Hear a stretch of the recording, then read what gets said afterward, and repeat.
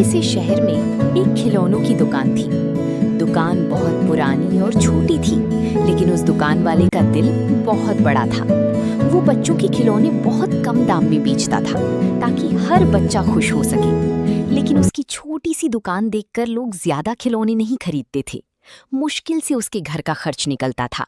बच्चों की फीस, बिजली का बिल और खाने का सामान, सब कुछ चलाना कठिन था।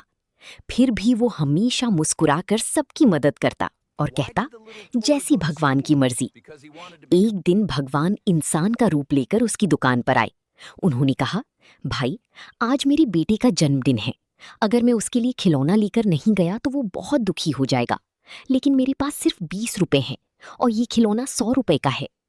दुकानदार ने उस इंसान की तरफ देखा और मुस्कुराकर बोला, भाई, आप चिंता मत करो, ये खिलौना मैं आपको मुफ्त में दे देता हूँ, क्योंकि छोटे बच्चे भगवान का रूप होते हैं। ये सुनकर भगवान बहुत खुश हुए। उस रात जब दुकानदार अपनी दुकान बंद करके घर जा रहा था, तो उसी रास्ते में एक बैग मिला। उसने सोचा, शायद किसी जरूरतमंद की जरूरी कागज गिर गए होंगे। जब उसने बैग खोला तो उसमें बहुत सारी पैसे थी और एक चिट्ठी रखी थी। उस चिट्ठी में लिखा था, ये पैसे उसी इंसान तक पहुंचेंगे जो सबसे ईमानदार होगा और जिसे इन पैसों की सबसे ज्यादा जरूरत होगी। ये पढ़ते ही दुकानदार की आंखों से आंसू निकल पड़ी, लेकिन इस बार वो दुख की नहीं, खुशी की आंसू थी। उसने आसमान की तरफ देखा और धीरे से कहा, भगवान, आपकी मर्जी सच में सबसे अच्छी होती है। सीख, ईमानदार इंसान को भगवान हमेशा साथ देते हैं।